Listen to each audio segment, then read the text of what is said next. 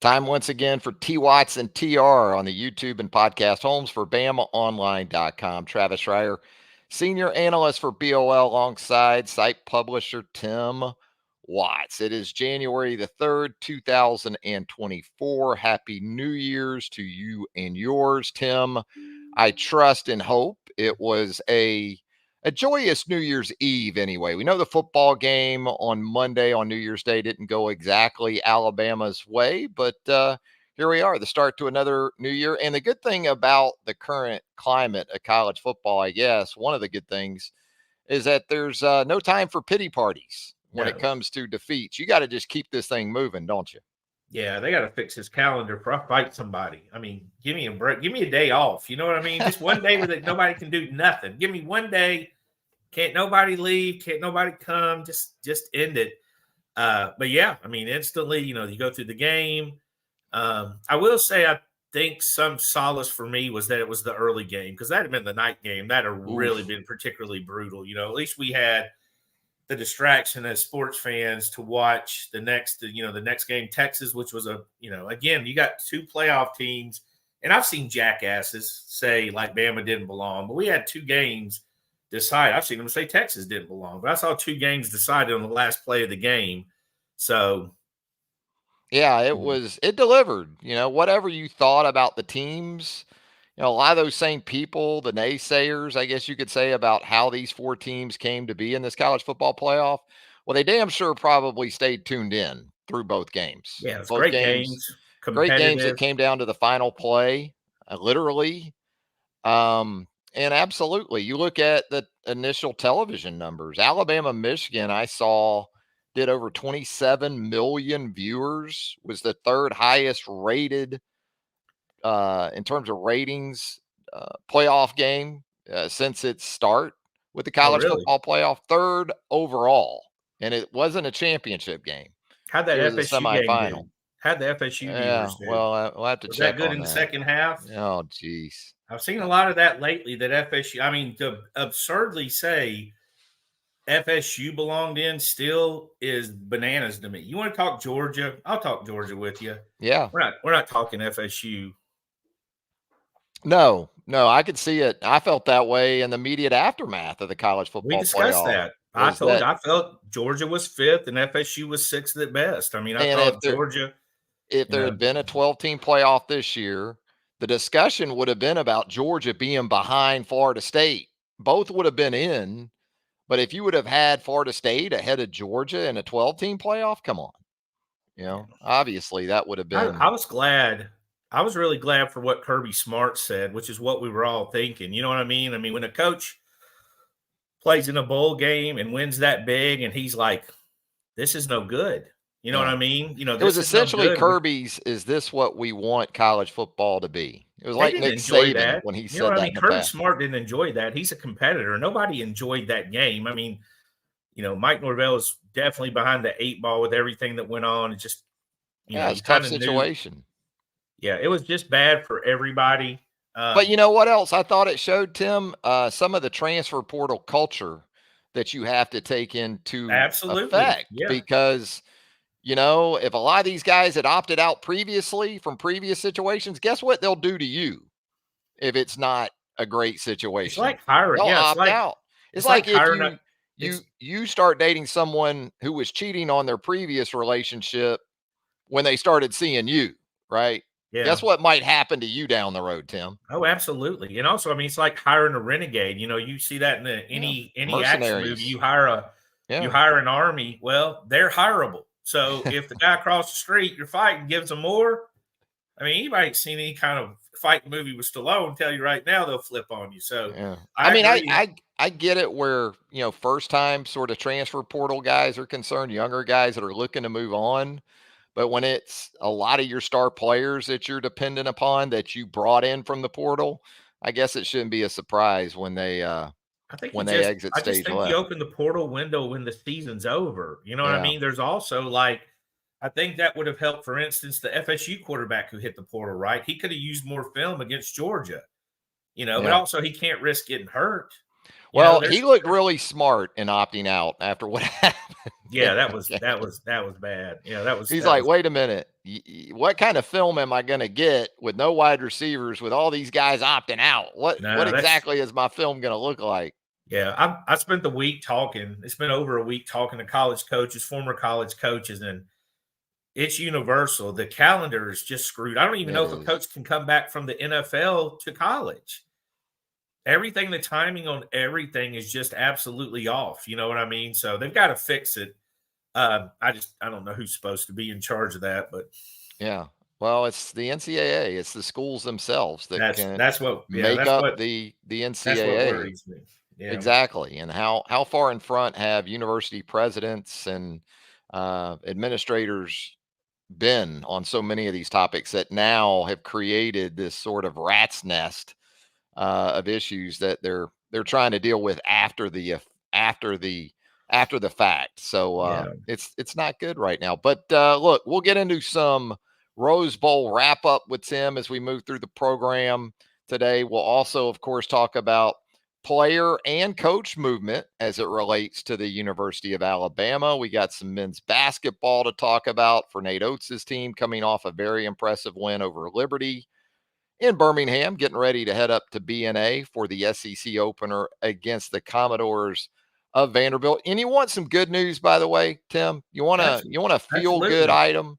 On this Absolutely. day in 2007, Yeah. Nick Saban became the head football coach at the University of Alabama. How's that to get you going? That was a big moment, right? I mean, Yeah, it was literally, kind of big. Yeah. that's one of those where I was constantly going, "Hey, I hear it, but I got to see it to believe it." So, we saw it, and we've seen the after effects of what he's done. And I mean, I still think this week a lot of the discussion was still featured on Alabama, who actually lost. So I thought that was interesting.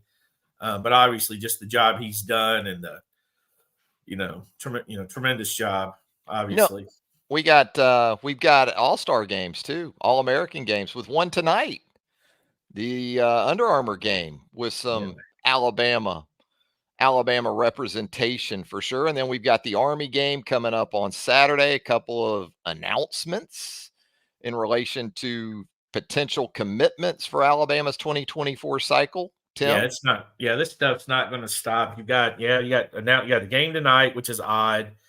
Um, Tuesday night All Star game, because ESPN's got to figure out how to get it on the air, right? They've got all these bowl games. They don't have a lot of windows, so that game always pops up. And then you got the All American game, the former Army game on Saturday, and then the window for the portal for Alabama closes Saturday at midnight, I believe.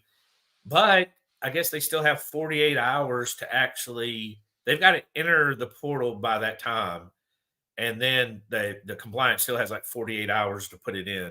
The SEC also has its own rule that if you're going to transfer within the league, there is a window that you have I think to. it's the same window. It I talked to is. Pete Nakos. Yeah, I talked to Pete Yeah. Nakos, our uh, our rules guy, and Mhm. it's like Pete's like the guy you go to in the NFL game. Let me go to Pete and get a ruling on this, and he said it's the same window. So you get past that, then a little easier with the portal guys. They're not going to the SEC. Although I Yeah. don't know what would happen if you challenge that rule. Yeah.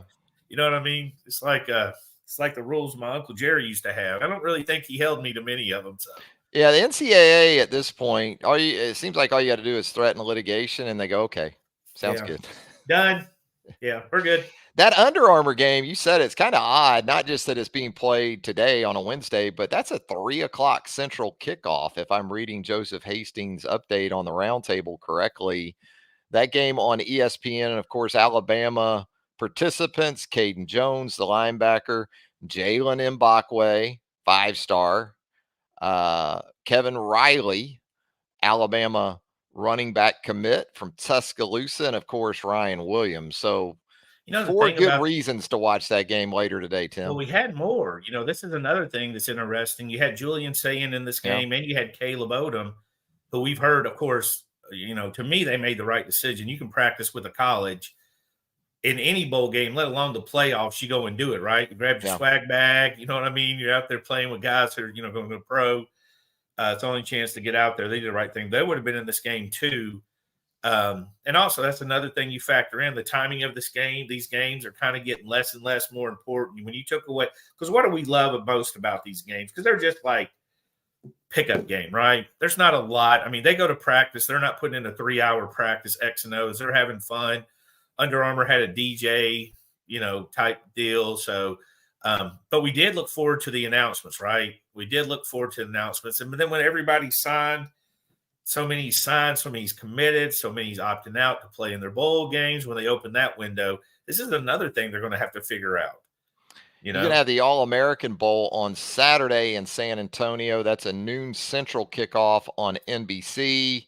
Alabama representation consisting of Amari Jefferson, Jeremiah Beeman, Justin Okoronkwo, Peyton Woodyard, and Xavier Brown. So a best of both worlds for a couple of these guys. I know Peyton Woodyard and also Xavier Brown were able to go with Alabama out to California after participating in on-campus practices as well. And as you said earlier, Daniel Hill, Zay Mincy, a couple of guys expected to announce their college decisions during that game on Saturday. And one note is Justin won't be playing in the game. He had visa issues. He's trying to enroll next week, coming from Germany. So he actually won't be. Andrew Bone dropped a note on that this morning. We just confirmed. But yeah, the announcement there is big. I'm looking forward to this one probably a little bit more, simply because I'm not as familiar with these guys as I am with the the guys in the Under Armour game. We saw a lot of those players in the state, but I'm definitely looking forward to seeing the DBs, Xavier Brown and Peyton Woodyard, and obviously Zay Mincy. Now they both really big. I mean, Charles Power told me they got Daniel Hill a shade under 6 foot and 240, and he had the wiggle of a running back, which is again the message board of the roundtable started talking about Joston Fowler. And I will say, when Joston got the ball, magic happened. So you got that kind of guy, and obviously Zay Mincy, 6'1.5", 6'2" range, long, multiple position flexibility. So that's two guys you're going to get good looks at. And those were very, very weird recruitments when you think about it, because again, Daniel Hill was on campus as much as Terry Saban, I think. He was up there as much as Miss Terry. He just showed up all the time, took forever to get to this process. Mississippi State, South Carolina, we're also involved. We feel like Alabama's did a good job there, waiting on their announcement. They have a good shot. And Mincy, I'm not sure anybody was as quiet as Zay Mincy in this process. So that's the in-state schools, Miami, FSU, Florida, and Alabama fighting there.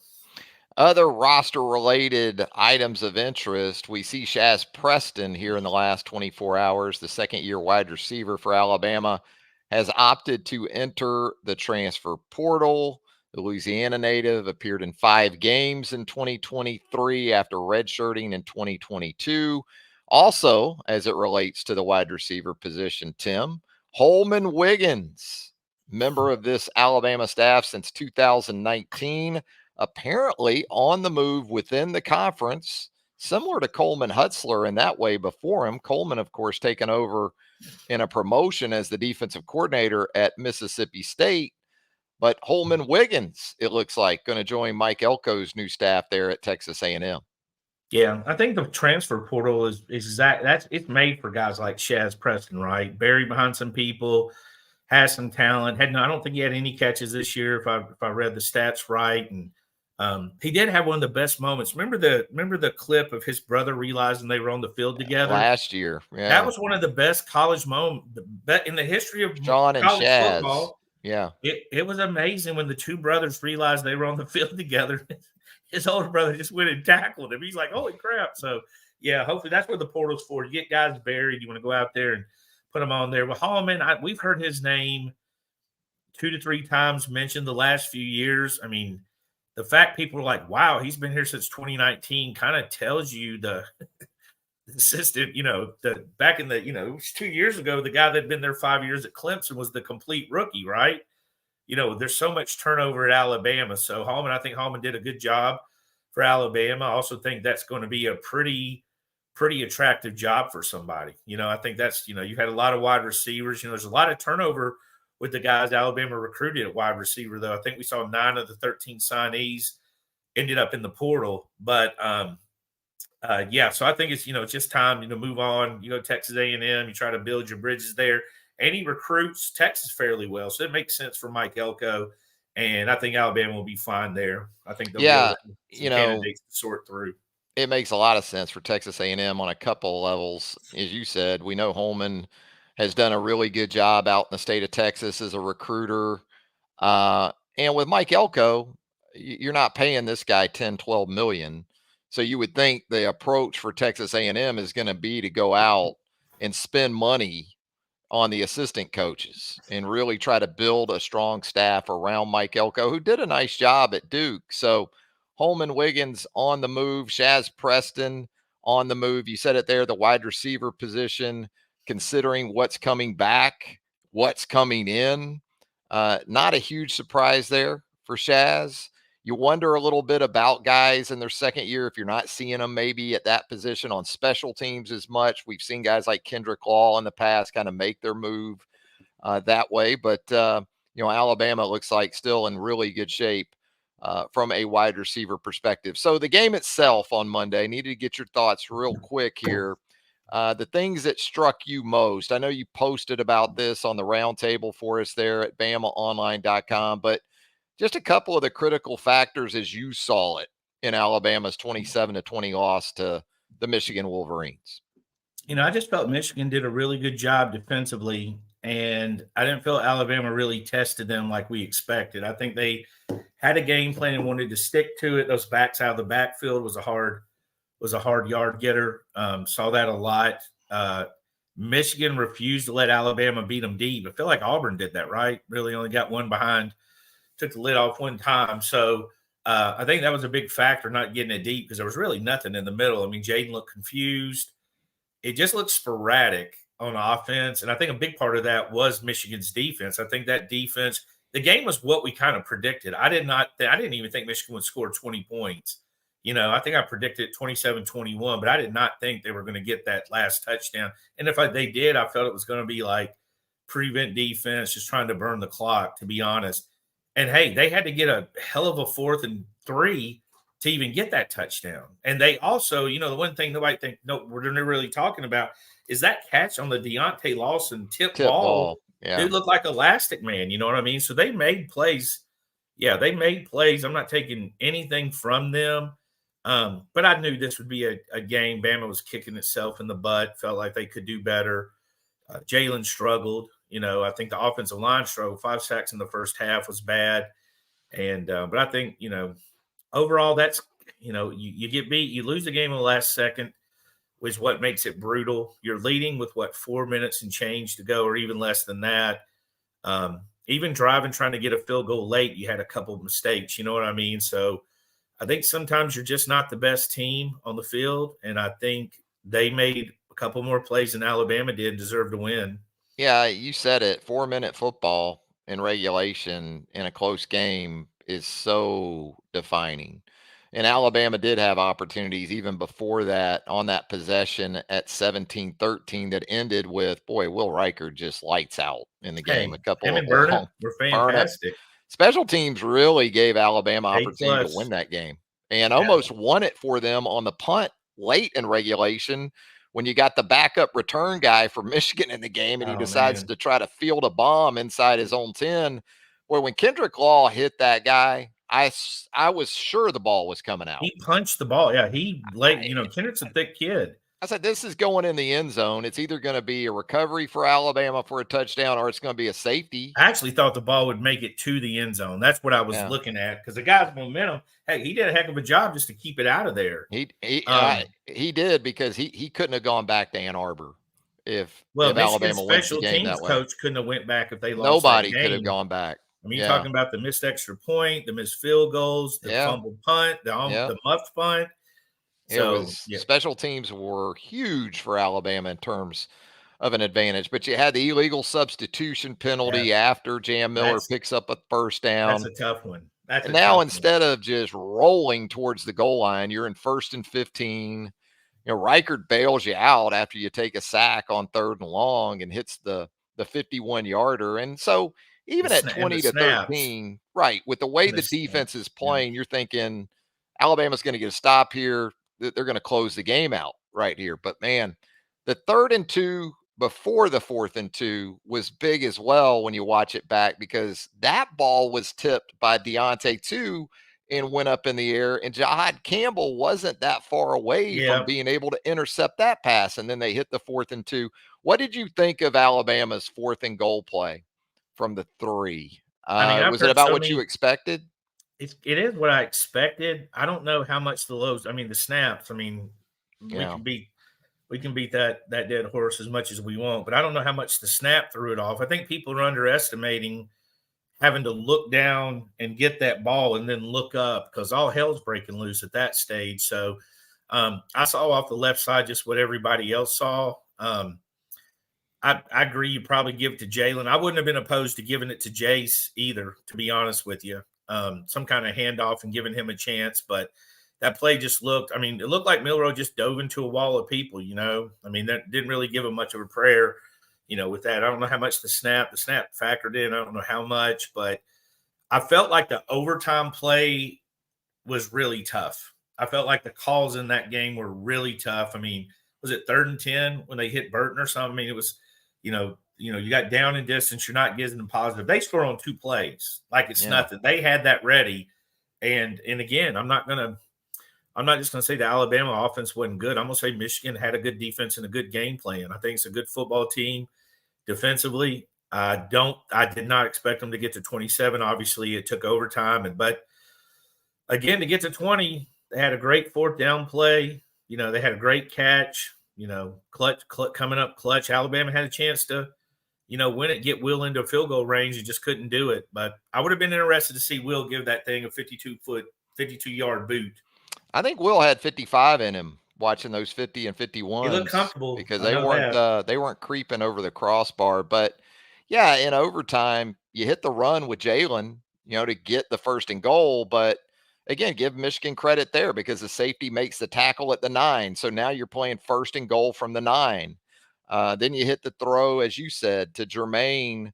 They're short of the goal line at about the 3, and that puts you on the right hash. So I know a lot of people were, hey, you got to get Jalen out on the corner there. Well, it's going to be hard to roll him to his arm side there when you're on the right hash going into the boundary. So there were a couple of things. There were a couple things working against Alabama there. I'll say this. I said it on second watch too. Michigan, to me, just dared Alabama to run the ball the whole game. And when you take sacks out of it, Alabama ran for like 220. They were running, and then they just weren't running. You know what I mean? It was like they were run a couple times, get a 1st down, throw a pass. You're at 2nd and 10, and here we go. But this is almost every Alabama loss of the Saban era, though, right? They never don't rip your heart out. People can except Clemson. Except Clemson and Santa Clara. That was it. Yeah, Clemson was absolutely over by halftime, but they had. Texas, Alabama led in the 4th quarter. Georgia national championship game, Alabama led in the 4th quarter. This game they led in the 4th quarter. LSU and Tennessee last year. These losses, they're always going to be brutal for the most part. But I think that's the sign of a good program. You know what I mean? You don't want to be out there getting beat by 30 points, very often. Yeah, I think that in the overtime on the final play, the snaps again problematic to start with. Leads to anxiety, I'm sure, in that particular spot. You did pull Jaden Roberts around from right guard. Maybe if Jalen feels like he has the ability to be a little more patient, he gets up in there behind Jaden. But the thing, too, was Alabama kept sending backs to the flats, and Michigan never respected it. No, even on that final play, Alabama sends the back to the left flat, and the middle linebacker kind of goes out there. But the rest of the defense is thinking they're going to empty to run Jalen Milroe right up the gut in some form or fashion. So they were still pretty much in tune with what was a dead play. I think they could have skipped. I think they could have just tossed the running backs out in the flat out the window in the 1st quarter. Yeah, or just use him as a lead blocker on that play too, right? Instead of sending him out, keep him in there. Then you're able to maybe pick up the blitzing nickel back that came on that play and Jaden. But look, Michigan did the job, as you said, man. They had answers. at critical times, and Alabama did not. And so we've got a national championship game of Michigan and Washington. I know you've been big on. I picked Washington against Texas. I know you've been big on Washington for a while. Should be an interesting matchup. Two teams that want to go about it different ways for sure. That offense is just a menace. You know what I mean? And then you add the fact, and I mean, Texas did a good job of gaining yards on the ground. But I mean, you know, they have some good DBs. They've got some guys that can take away the run, which is going to be really interesting against Michigan. I know they're 4.5-point dogs. Again, I don't see Washington as a huge dog in this game, but I do see a dog fight coming. You know, I think Washington's just a good team, well coached, and you know, of course, the after the Washington game was over, I had 50 of my Bama buddies saying they wanted to hire somebody from Washington. You know, but you know, I'm a late night guy, so I watch a lot of West Coast baseball, basketball, football. Washington is tricky because they really didn't play but two teams, but they beat the same team who's pretty good twice. Did it pretty convincing fashion, in my opinion. Very good. Wasn't fluke games. But then they had just not a great schedule otherwise. So I see why people are sleeping on him. But that quarterback, you know what I mean? He's going to do some things to you. And those wide receivers are good. He's not afraid. No, I mean, dude, they were in run that. I was watching that game like, why aren't they running the clock? They are not running the clock. That's probably why they ended up having to stop that play when this time ran out. Because I feel like they could have taken control of the game, but I think they literally were all gas, no brakes.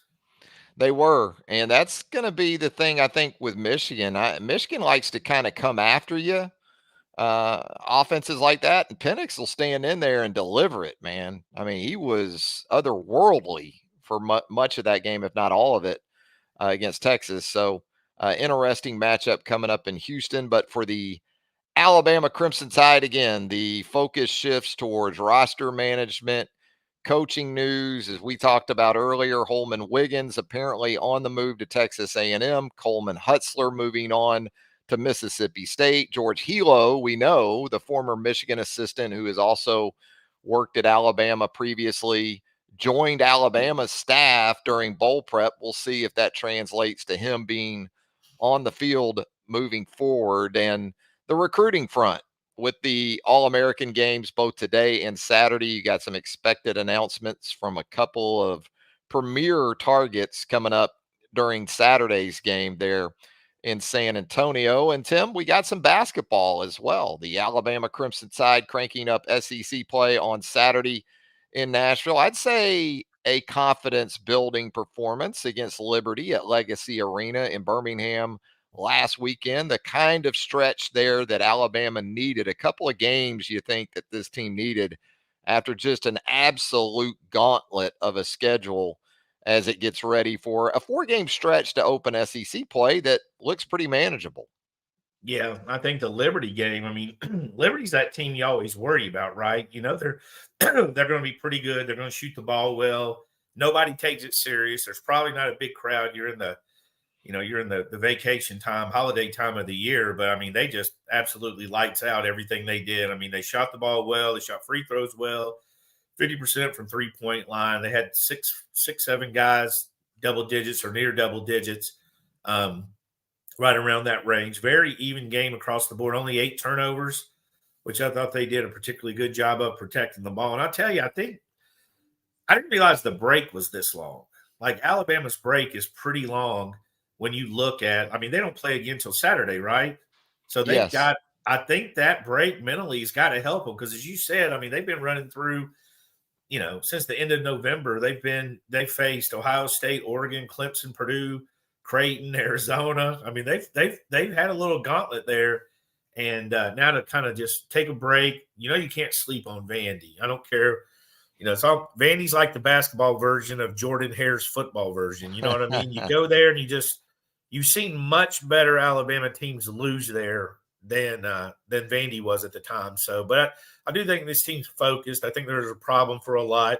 I saw their Ken Palm. I don't really even know what that is. I thought they were like top 5 in the country or something. Did I read that right? Vanderbilt? No, or Alabama? When Yeah, Alabama's super Bama's high. fine in those measurables. I Yeah, I mean, don't even know what all they mean. I don't no, know who Ken is, but I mean, I know that he's got him ranked pretty high. he's got his special. He's got like his KFC spices and ingredients sort of I formula don't that he really do the uses. analytics. Like people ask me, like I can't get over like our composite rankings will have a guy a 5-star who nobody has a 5-star. So the math for me is addition and subtraction. If you do anything else, I lose my way. But yeah, a run here, a chance for Alabama to make a little bit of a run. You look at Vanderbilt, South Carolina home, Mississippi State, and Missouri, and then it gets a lot tougher. You go to Tennessee, who's a good team, top 5 or 6 in the country, and then you have Auburn, of course, and that'll be the whole theatrics that come with Bruce Pearl and an aggressive basketball team and a very I don't care how you feel about Bruce Pearl, the Auburn team. Honestly, that's a good rivalry. I enjoy Alabama. I enjoy Bruce Pearl and Nate Oates going at it. I enjoy them because I think they handle it. They're very competitive. I think they'll talk a little trash, you know what I mean? But I also think they respect each other a lot. I don't see a lot of nastiness in that rivalry, but I see that rivalry. It's a fist fight. Mm-hmm. You get a little Iron Bowl trophy that night. Be a fun night.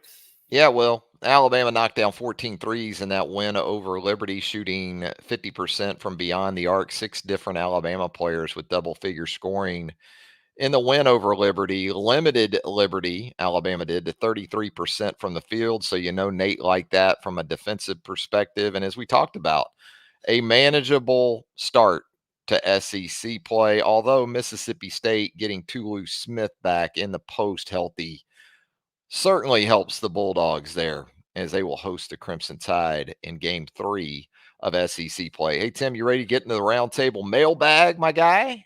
I am. Let's do it. Let's go to that.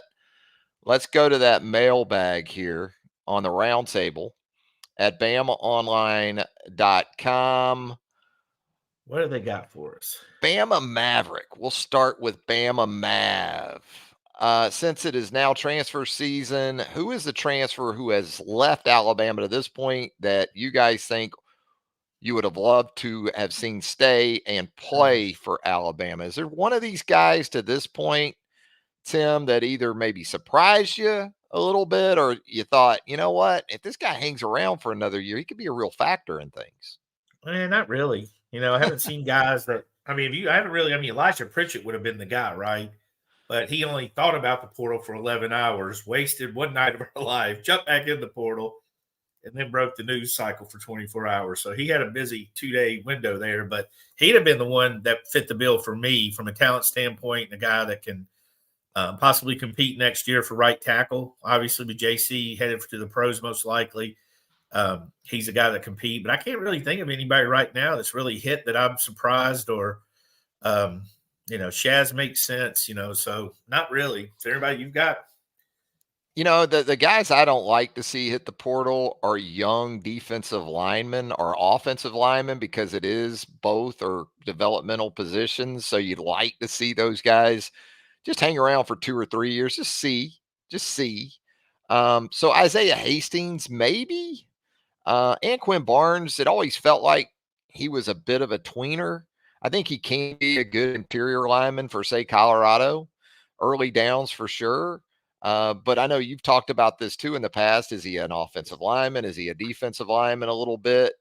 So those are kind of the guys that I look at when you start talking Hastings, about though, the portal. that's kind of where when you come in, we were told Edric Hill and Jordan Renaud were doing really good. So yeah, I think when you come in, you've got guys like James Smith. You've got other guys obviously coming back that can play. I think you kind of know the pecking order. You know what I mean? I think you kind of know, and sometimes it's just a good move. When you got freshmen passing you when you're a redshirt freshman or a sophomore, I agree with you on being patient, but also I think the window. Patience almost out the window for a lot of people. You got a lot of people in ears. You got a lot of Sure, there's a lot of agents for it being illegal to sign high school players to the NIL or to tamper. There are a lot of agents involved in a lot of these recruitments, but I do think, probably if that was anybody, but nobody major, nobody like, no. Wow, I didn't expect that, Absolutely. Let's keep it moving here in the mailbag as we scroll here on our screen. Rut 55 checking in. He's got a soup of questions for us. A little bit of everything.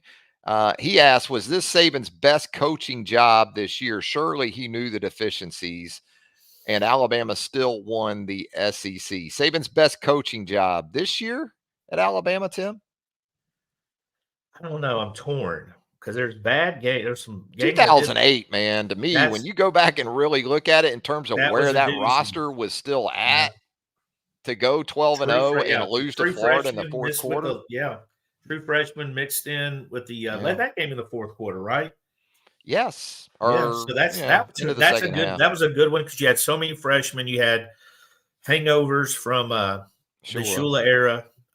You had lost Andre Smith, you know what I mean, who was a monster player in college. You still had Rolo and those guys. People kind of have this perception of this Alabama team that it was the little team that could. There's still a lot of talent on this roster. Now, I will say this, it was a transitioning team, from a year ago to what they had and all the questions, not just quarterback. So I get it from that perspective. And you did win a Southeastern Conference championship. Well, if you look at their best 3 wins, this probably is his best coaching job. You look at the best 3, the worst 3 wins. I mean, there's some bad. I mean, people don't even talk about the Arkansas game. You know what I mean? You're not supposed to be holding on. You're not supposed to be needing a defensive stop in that game and to shut out South Florida. So I think the staff did a good job considering, because I think it was a very flawed team. When you have issues with the center, you had issues for most of the year on fielding punts, right? How many games was that? 10? Yeah. 11 games. I mean, you had games where you were losing close to 100 yards on punts that weren't fielded and bad snaps. I mean, that's a now again, that goes to coaching. You got to fix it. But I would say he did a good job. I don't know if it's best ever. I do lean to 2008. I thought that was a great year. I also think low key, you got to appreciate 2020.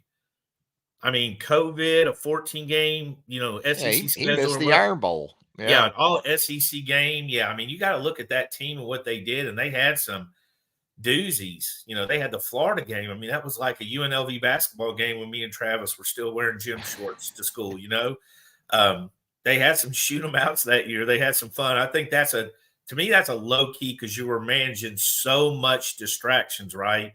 Yeah. Get the shot. 2014 would be up there for me.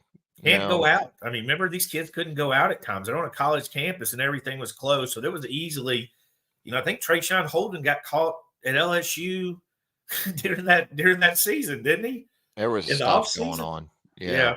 So I think he just went to see some friends, but still they were so desperate to get out.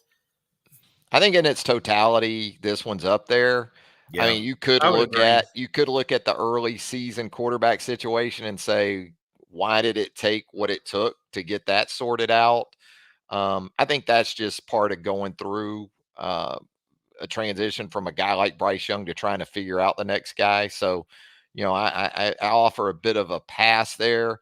I guess the center snap issue, though, that it went 14 games, Tim, and just never got figured out and just continued on and continued on.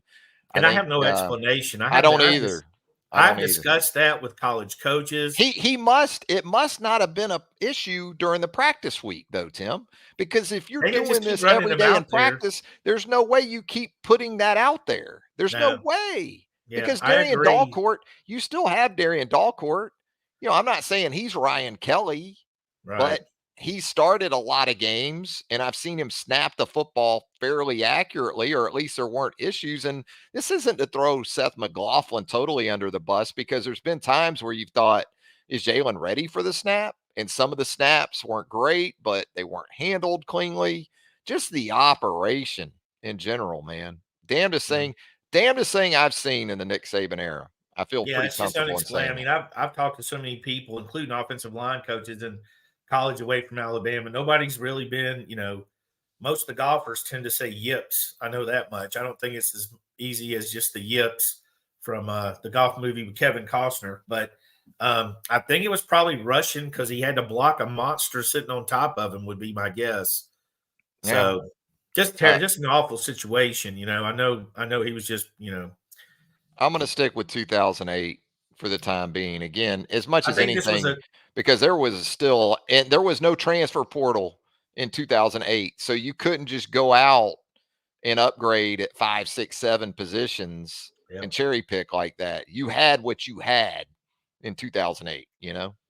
I agree. I think they did a good. I think this, to me, it was a very enjoyable season. It's a fun I say season. that. Yeah, I'm saying it with the season over, having lost the way they did, because maybe the most famous play in the history of the Alabama Auburn game, passing the kick six now. Yeah.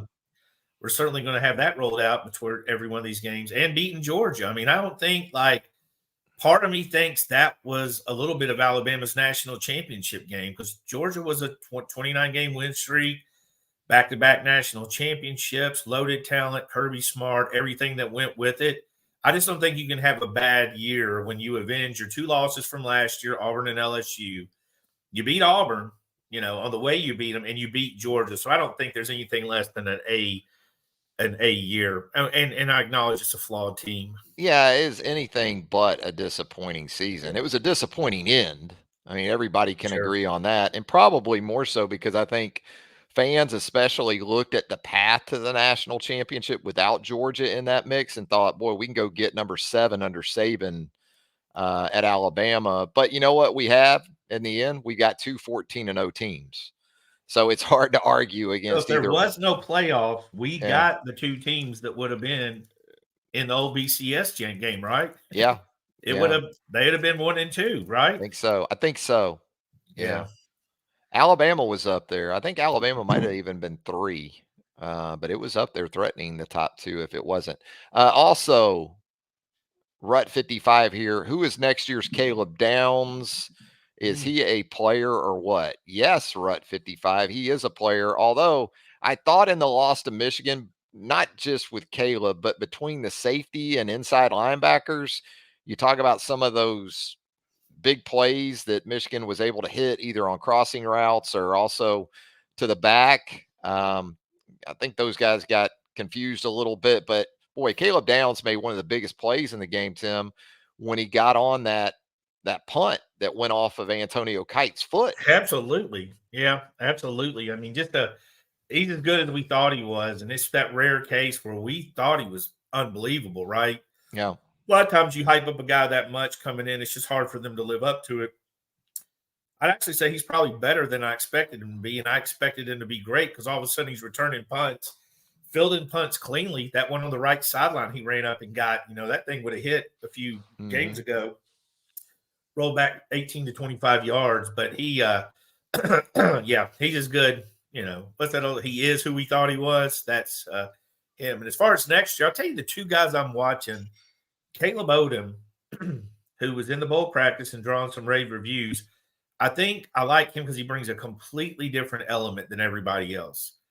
I think they've got wide receivers, and I think they've got tight ends. I don't think they really have a hybrid like Caleb Odom. And I'm also really excited to see Jalen Mbakwe. See if he can carve his way. Again, hard to be a true freshman in that secondary. But, man, again, this guy just outran Ryan Williams, who outran, was it either Cam Coleman or Perry Thompson in the races at Under Armour. And that's some fast fellas running now. Cam and Ryan and Jalen are moving. So for that guy to be the fastest in that, tells me a little something. And we saw him in the state championship game. Guys got a ton of heart to go with it.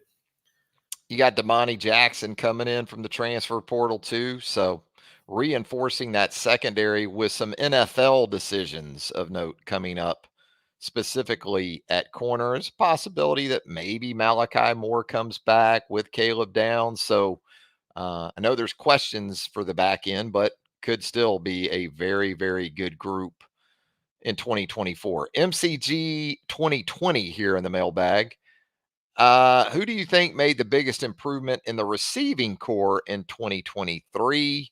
And who has the biggest upside for 2024? I mean, that's a good one. I think, his numbers were good, but I thought Jermaine Burton improved a lot. He was good. In all-around receiver play, Jermaine, I thought, stepped forward. And I'd probably go Isaiah Bond if I didn't go Jermaine, right? Yeah, I go Isaiah just because of the way. It wasn't just his catches, it's the way he caught passes.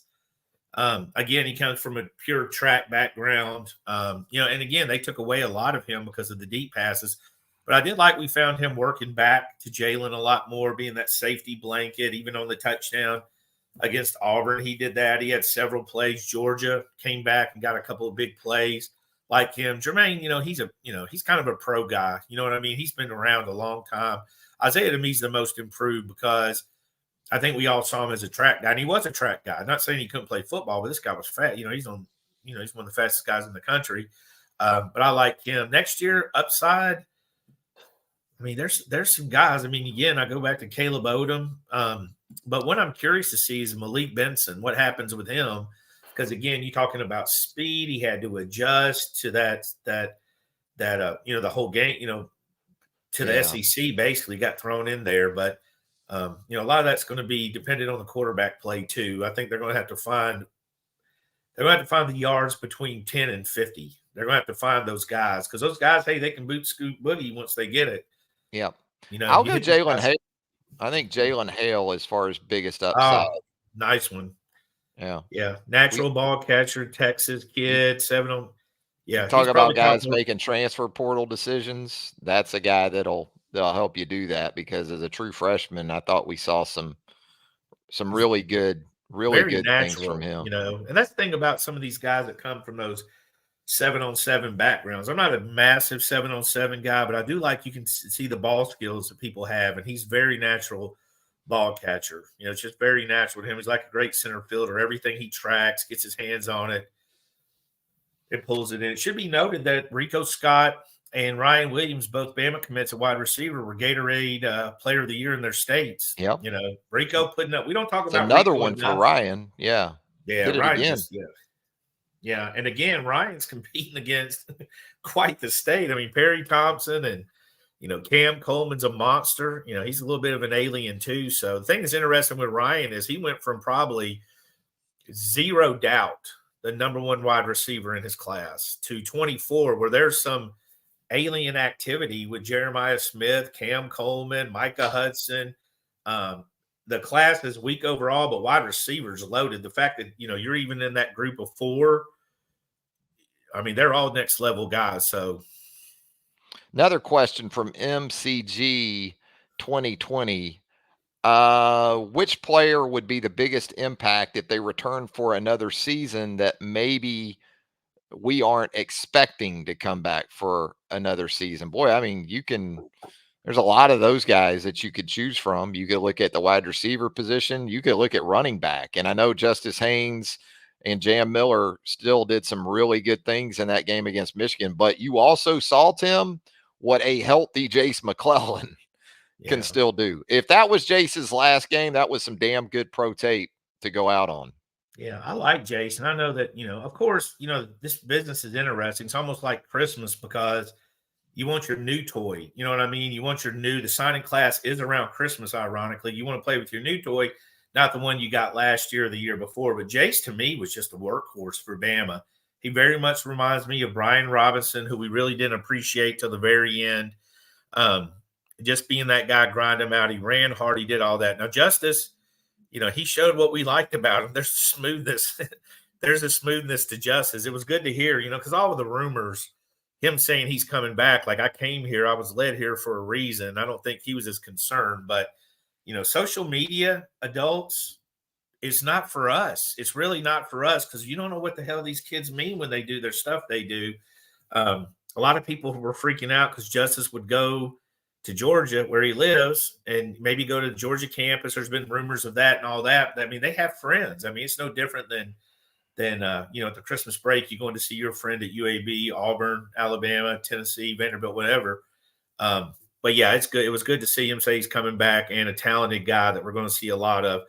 And Richard Young, we don't talk about him because of Justice, but he's a gear changer. You know what I mean? He's a guy that he'll make it, he'll be the one everybody's going, oh yeah, I knew he'd be the better. You know what I mean? He's that guy that in hindsight, you're really going to like. Yeah. He could be the Eddie Lacy to Trent Richardson in that type of class that Alabama had back in, I guess that was 2009, all those years ago.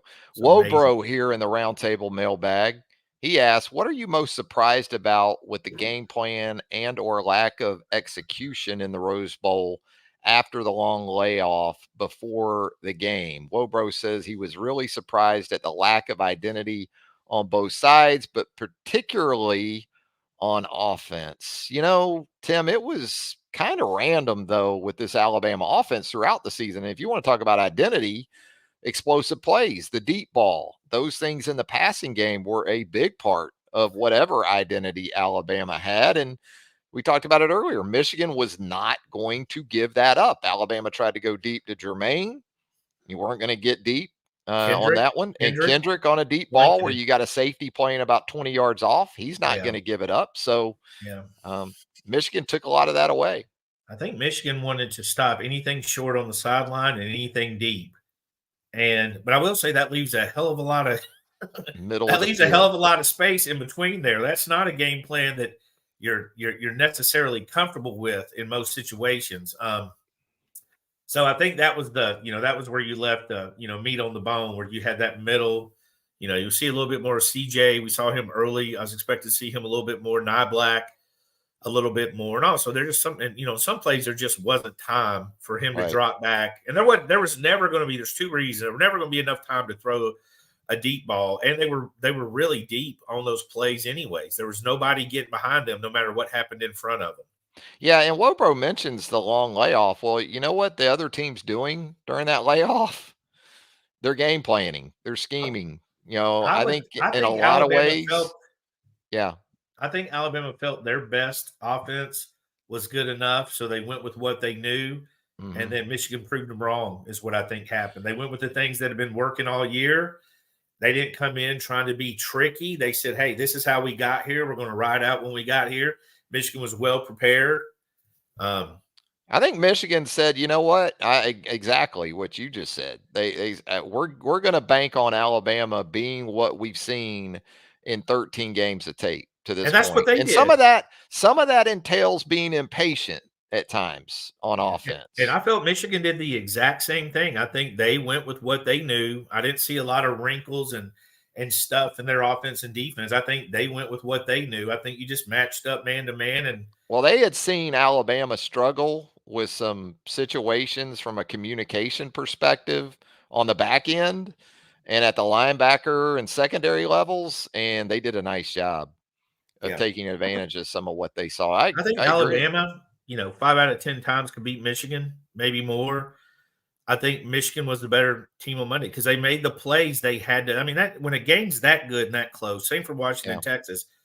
I think it's simply who makes the plays you got to have to win, right? And Michigan did that. The play McCarthy made on the double pass where he catches it with one hand before he drops a dime. And that's just one of those plays. And also you talk about the long layoff. I thought it helped both teams from a health perspective. I thought McCarthy looked different with time to get healthy, and Jace McClellan from the Alabama side of things, I thought definitely looked healthy. And look, Caden Proctor is kind of the other end of that. He obviously wasn't 100%, but I give that young guy a lot of credit, Tim, for playing as well as he did with that type of lower extremity injury when you're in the 360-pound range. And as much as anything, I just hope it's not something that lingers into his offseason, because he really needs this offseason physically to get to where he wants to be, to make some strides, to become an even better player. Yeah. I think this game, you ever seen the movie Any Given Sunday, the whole fight for every inch is going to be, well, this game really comes down to 2 plays, right? Alabama 4th and 2 on defense, Michigan 4th and 2 on offense, 4th and 3. Michigan made those 2 plays, Alabama did, because if Alabama makes one of those 2 plays, they make the defensive play, they probably run out of the clock, right? Get a field goal, worst case scenario. Or if they score, we're going into a second overtime. There's a little momentum on their side. They didn't make either of them. Michigan did. So, again, you come down to 2 plays to go to the national championship game, and you make them or you don't. We've seen Alabama make them all year. We've seen them stop 4th and 1, 4th and 2 all year. And I thought Michigan's play call was perfect. Yeah, don't forget, they actually got a block in the back on that, or that'd have been 15 more yards up the field. That guy he was running for a while. I was waiting for somebody to hit him off the sideline. You know what I mean? So it's like he had a wall built. So I think you enjoyed the season. I enjoyed it. And I think think it sucks they lose, but I think it always is going to suck when your team loses. Ron Bama here in the mailbag. I know I am in the minority, but I think Tommy Rees did exceptionally well after the first 3 games. I don't know if you're in the minority on that. I think most reasonable Alabama fans feel like Rees did a fine job in his first year on the job, Ron. But Ron also adds Rees still growing, and I hope he stays. Do you think Tommy Rees will stick around another year or go somewhere else? I think he would stay. I mean, I haven't heard he would leave. I mean, Alabama offensive coordinator job's proven to be a pretty good one, and he's been there 1 year. I think first year is always a little bit rough. And also I think you had, quarterback shuffle to some degree. And I think you had the snap issues. So we didn't really get a great chance to see exactly what he can do. So I haven't heard about him leaving. He's not a guy that I've heard might leave. And has anybody ever left after 1 year at offensive coordinator at Alabama? Ooh. I know defensive coordinator, I feel like. I think Dable was the one and done, wasn't he? In 2017, maybe. I think he was like a 7-game and done. I feel like he was gone in November. Second half of Georgia and done. Yeah, I feel like that's probably the closest one. Was Locks 1 year? I mean, he was on the staff, but as far as the coordinator Locks role, was OC longer. I don't know that for sure, but he was definitely on the staff longer. He was 18. I mean, Tommy Rees, here's what I know. He's a Notre Dame guy, right? Yeah. He's a Notre Dame guy. He played at Notre Dame. He looks like a Notre Dame guy. The whole 9 yards. And he left Notre Dame to come to Alabama. So I wouldn't think it's a 1 year stop on his end. No. And Nick Saban seemed to be pretty complimentary of him for he's the only most part, 31 years old? I mean, yeah, he's a baby. Yeah, he really is. I mean, unless an NFL position came open or something like that. I mean, I'm with you. I don't know where else at the college level. But the thing about it is the one thing that I think scares people from college the most is what? Recruiting. And I don't feel like the Alabama offensive coordinator doesn't have to be too heavily involved with recruiting. Loxley was an exception. Lane didn't really recruit. Sark was mostly quarterbacks. McElwain had like one city, Fresno, in quarterback. So you don't see a lot of having to recruit and deal with that stuff. So, and also, hey, you're an offensive coordinator. You got to like your quarterback room. It's probably confusing, but there's a whole hell of a lot more confusing quarterback rooms across the country, I can tell you. So, I mean, we still got guys like Dylan, Julian Sayin, who's drawing, great reviews. Ty Simpson has not hit the portal. I'm curious to see about that. I would think there's a good chance that he might end up staying, depending on how his talks go with Alabama. So, I mean, you'd have quite the quarterback. If Simpson stays, does that say something about what the staff thinks about Jalen?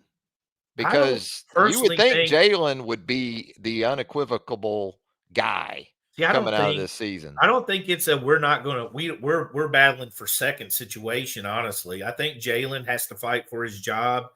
So you don't think it's just given? There's still going to be competition. I definitely think Jalen has to improve in areas. I think that, and again, we saw improvement at times this year. We've discussed his improvement. Ran into a buzzsaw defense. I mean, I'll be honest. I think that defense could confuse a lot of first-year quarterbacks, right? Now, I think that defense was going to be trouble for a lot of guys. But I do think I think it's a competition there. I don't think Julian Sayin and Dylan Lonergan or Ty Simpson stays. I don't think any of them are not expecting to compete for that job. Jalen's got to hold on to it. And that, that should be the case in almost every year, unless your quarterback is named Tua, unless your quarterback's named Bryce Young. You should have to battle. We saw Bryce and Mac battle at the time. We've seen these battles. That's what you've got to have to get better. It should not, in my opinion, be hey, we're done. Yeah, Jalen won the team too. He didn't just improve as a quarterback and really become the difference in key wins and those type of things intangibly. He's got that hold on this football team right now. I also agree, though. Many areas where I'm sure he understands he has to improve. And that's where you consider that dynamic, too, with Tommy Rees. First-year starter at quarterback, first-year staff guy at offensive coordinator and quarterbacks coach, and Tommy Rees. So your hope is starting with Jalen Milroe, that just continues to get better and better and stronger. And the trust becomes such that even more is given to Jalen, and he's able to take it and really run with it in some different areas of his game. Hey, Packadoc here in the roundtable mailbag asked him, what are your thoughts on Charles Kelly leaving Colorado for a co-defensive coordinator position at Auburn after one season? He was a good recruiter for Alabama and assume he will do well at his alma mater. Yeah, I like Charles Kelly. He did do a good job at Alabama. I'm not surprised. I mean, there's been so much going on in the world that I haven't really heard as much about Colorado as I expected, but there's a lot of people fleeing the ship there. You know what I mean? There's guys leaving in season, mid season, kids leaving the portal, kids portal in there. There's been a revolving door there. I'm not very surprised. I mean, Charles Kelly went to Auburn. He's an Alabama guy. I think he's from Ozark. I expect him to do a good job. I mean, I think Charles Kelly is a hustler when it comes to building relationships. I think that's a key. Now, I will say it's kind of less, you look at the guys that are all about relationship guys, they're kind of, it's not as easy for them as it used to be because now there's a lot of business transactions in it, and where you're actually talking to an NIL person or you're talking to, so many factors that go into it. But I think he did a really good job at Alabama. I think he's a good guy. It's not surprising me he's coming back to the state. Yeah, Ozark, Alabama, man. That's that town has kind of become like Troy years ago. And Troy is getting bigger and bigger as you head down 231 there. Shout out to our listeners and viewers in the greater Ozark metropolitan area. Packadoc also adds, I'm sure Freeze would love to get Travaris Robinson, another Auburn alum, on his staff. Please, Tim, tell me that's not going to happen anytime soon. He's done a great job for us and currently seems to be an important link to Ryan Williams and his dad. Yeah, I haven't heard anything, about T-Rob. I mean, I think that like the Auburn conspiracies are at a next level, I think. Been over with the Trojan shout out. I guess that's the Ozark High School mascot, I'm assuming. Well, and you got Troy, the Trojans, right there. Or we got a USC fan that just came flying into the chat, but either way, no, we know good. What are we talking about? I feel like the old man. We're talking about T-Rob. Yeah, I haven't heard anything about him leaving. I think he's did a good job. I mean, all that kind of stuff. I think the Auburn conspiracies are going to live in some people's heads pretty strong. I'm shocked that people are so surprised that Hugh Freeze is focusing like he is on recruiting. Like that's what he does, right? He runs some offense, does some tricky stuff, calls a good ball game on offense, and he recruits. That's what he's always done. So it's not very surprising to me. And of course, he wants a good staff around him. So a good recruiting staff. I'm just surprised, but I don't think everything he does is connected to Alabama. I think this is a case where you look, Alabama has several guys on their commitment list that Hugh Freeze wanted. So, I mean, this is just the battle. I mean, I think Brian Harslip really lulled us to sleep. Like we expected Auburn not to go after the in-state schools. Well, I think he was the only coach that ever wouldn't have went after him. You know what I mean? I think if you'd have hired Lane Kiffin or me or anybody else at Auburn as the head coach, I would have known to recruit the state of Alabama. My wife knows to recruit Cam Coleman. You know what I mean? My wife knows to recruit Ryan Williams and, Perry Thompson. For sure, Hugh Freeze and his staff will know how to do it. But I have not heard any rumors on T-Rob, and I know he's valued by the staff. He does a good job recruiting. I thought secondary improved, guy with some experience at coordinator. Maybe he's got a coordinator roll down the road. We're just going to have to wait and see. I guess I wouldn't be surprised to see a nice raise for T-Rob and maybe even some type of adjustment to his title. Co-DC maybe, Could be something along those lines. Thrill 2K1. He always gets me. He's my guy too, but he gets me with that handle.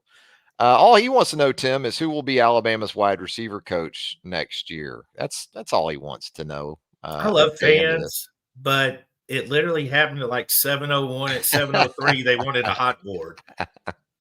You know what I mean? I'll Yeah, tell you, I I'll throw love a it. little name out there. Isn't Derek Dooley hanging around Tuscaloosa? Yeah, yeah. Isn't Derek Dooley former A lot wide of receiver times with guy, right? Alabama, you could really look at support staff and maybe Hey, he's not a bad one. I mean, Nick no, Saban recommended him for the Tennessee job. Now, Dooley, I'm gonna throw his name out there as a possibility. I mean, he's in Tuscaloosa. He's going to end up somewhere. Those guys always do. End up head coach somewhere else or are on the field at Alabama. But a guy that had a good reputation. I think most of us remember. I think most people remember the worst moments of a coach, right? I don't like Bill Belichick's like he's never won a Super Bowl right now, right? They just are killing him. But I think Derek Dooley's got a good reputation. I mean, you look at everything he's done, and he's coached tight end several times. He's coached wide receiver. I'm looking at his resume. I mean, he's a 5-year coach of the Dallas Cowboys at wide receiver. You think it's easy to work for Jerry Jones, offensive coordinator at Missouri? He's just the list goes on and on. And a guy that probably knows his way around the South recruiting. So I think he's a possibility. And when you start looking at the talent they've got, and you need maybe a veteran to develop it a little bit more, I think he's a guy. I haven't dug deep into this. right. It happened last month. And you know this better than anybody. There's that recruiting side of it. I mean, Absolutely. you gotta have some juice Yeah. on the trail, Absolutely. and maybe that would be the case. There's some other guys. I'm sure, kind of like Robert Bala at inside linebackers, although he was kind of the second guy after the first guy left after about a week to move on to a defensive I wonder if coordinator Austin position. regrets that. Austin Armstrong. I mean, that was a tough year for a young coach at Florida. You got to take your shot, though, man. If somebody offers you, I guess that I don't think it was an job, easy decision talking to people right, around him, but I agree that it was like, how do you not take it? I can't turn And it if down. it doesn't work out, you're still only, what, 30, 31 years old? If they were you fired can go today, back to a linebacker job. If Florida staff was fired today, Alabama's got an outside linebacker job open right now. So it's not like this is a small world with the turnover. So absolutely, Florida's going to be interesting this year. I know we're getting on the side thing, but that's going to be a very big year from Florida. Tough schedule, and the schedule is man. a friggin' brutal schedule. Tough schedule, November to end. That's a brutal schedule for whoever the preseason number one is. That schedule is brutal for them as well. So yeah, Billy could get to November in pretty good shape in terms of his job security, and then it all just go away because that schedule in November is rough. Tide still, as we wrap up the roundtable mailbag here, Tim, he wants to go back to the snap issues. How do you explain them? Is it concentrating on the blocking assignment, making the line calls, or is it just a case of the yips? I'll just say yes to all of that, maybe, Tim. probably, yeah, I would agree. At some point it becomes at least a confidence issue, right? I mean, you at some point you begin to question yourself. And I outlined this, I kind of illustrated it on second watch yesterday. From a technique perspective, I don't really get it either, because there was a close up during the broadcast Monday of Seth's grip on the football because it was a bad snap, a play that there was a bad snap. And he's gripping the ball like you're going to shoot kind of that one-handed spiral back, right? He's gripping it almost like he's passing the ball, but it doesn't come off his hand that way. It comes, I don't know if it's just a grip issue he has with his hands. I think earlier in the season he said maybe sweat was an issue for him. But, there's another way of snapping those shotgun snaps that you see. It's called a dead snap. And centers take actually the back nose of the ball, pick it up, put the front nose on the ground, almost like you're going to old school snap to a quarterback under center. I don't know. I'm sure, Tim, at this point, they have to have tried everything. Yeah, I don't think there's any I don't think there's any doubt that they pushed every button they could there. I mean, obviously they liked something about Seth. I mean, we saw him battle the very strong Georgia defensive line blocking. You know what I mean? So he's a good player. He's a good player. What do you do if you get somebody in there that snaps perfect but gets blown up consistently? I mean, you got to ideally you would think it, and it's not like this is a blue collar guy. This is a low recruited guy that will fight you and has worked his tail off to get to Alabama, a little chip on his shoulder. After not being recruited better. He's prepared. I kind of compared him to William Vallejos in some ways, although he's bigger. But William Vallejos was that way. He was pissed. He would fight you. He should have been recruited higher, all the good stuff. And so that's what surprised me about Seth, that he hasn't ironed it out. So that does lead me to think it is a little bit mental. And like you said, it could be technique. It could be who you're going against. It's not conditioning, but I got to imagine you get tired in those games. But the timing could be the timing. I mean, we've seen Jalen look like he wasn't even ready. I will tell you this. Y'all can gripe all you want. Jalen looked like Ozzie Smith half the year. I mean, he saved some dang snap. I mean, as many yards as we gave up with the bad snaps, if Jalen didn't have some quick reflexes, it would have been double that at least, right? Well, and you know, Alabama was credited with 5 fumbles in the game Monday. 4 of those were on snaps because Jalen had the 1 fumble he lost out in the left flat. Mm-hmm. But yeah, it's not just the sort of inaccuracy of the snaps. It's that on too many occasions, it looked like they weren't on the same page as far as the snap count or when it was supposed to go. Well, the worst part is I think we're not factoring in the snaps that were bad where you still got the playoff. Yeah. I think most are focused on the balls that went past Jalen, right? Yeah. I mean, you're 4th and 1 because of 4th and 31 because of a bad snap. And I don't really remember bad ones against Georgia. Do you? But I remember them against Auburn, and I remember them certainly from Monday. The Rose Bowl shouldn't have been an issue. Maybe it's something with, artificial Outdoor? turf versus grass, moisture. I don't know, man. I'm trying everything at this point. I mean, I saw a former basically all-star second baseman that couldn't throw to second base once. You know, Steve Sachs, wasn't it? Is that who had I saw a picture of the lefty who couldn't pick anybody off at first base. So some things are just insane.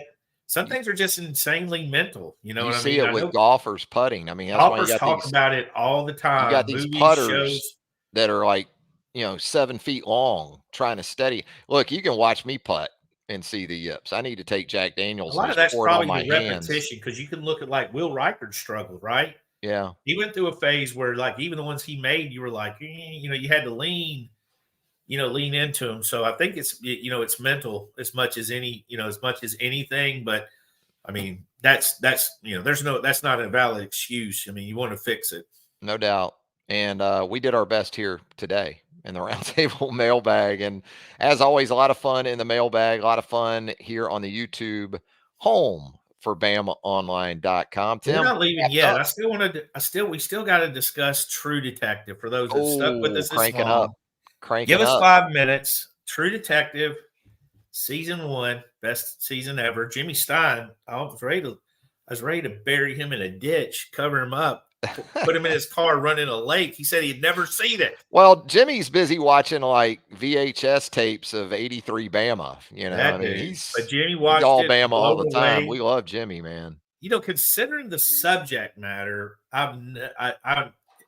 it's really an unbelievable fact that everybody likes it. Nobody's like, oh, that's just too much. Season 1. What I mean? Yeah. No, it was great. Well, season 4 is coming out, and we expect to discuss it on a weekly basis. Jodie Foster's going to be great, I think. She's a savage. I'm really looking forward to it. I started the series Bookie on Max last night. How is that? That looks the picture alone. It's okay to start. I need something the picture to alone happen. Threw me off. Like it's like It's about a bookie. It's the life of a bookie, and his sidekick, his sort of enforcer. There's some pretty decent laughs in the first episode or so, but I need more. I need more from Bookie. Sounds like our career. Well, yeah. I mean, that's kind of the story of my life, really. But all right, Tim. I will say one movie recommendation: Saltburn. I think it's on Prime. It's a little well acted, little debauchery, some humor in it. It's got a little mystery to it. It's very well shot. Watch that this week. Other than that. Did you get all the Christmas trees down? No. I'm looking at one right here to my right. I think it's going. I got them naked. If that does that count as down? Well, I'll tell you, like last year, the garbage ran the 26th at our house, and she had that baby out by the road that morning. That's how quick that tree came down. But this year it's kind of hanging in there, Tim. But we All only have right. one. You know, we don't have damn Sheerwood Forest like you guys do Nothing to do with me. at the Grand High Watts. At the Grand High Watt. I only put presents under one of them. Uh-huh.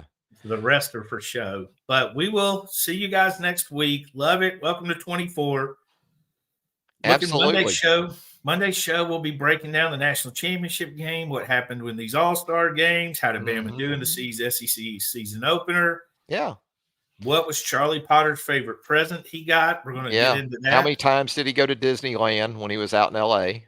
So he'll say none, but like 6. Yes. But every time I saw him, he was wearing mouse ears. You know what I mean? So, yeah. We love our guy, man. And Charlie, in all seriousness, was lights out there for us, man. He was tremendous with his coverage. So all the props in the world to senior team writer Charlie Potter, our staff right there from a recruiting perspective. You got Tim, you got Andrew Bone, Joseph Hastings, team-wise.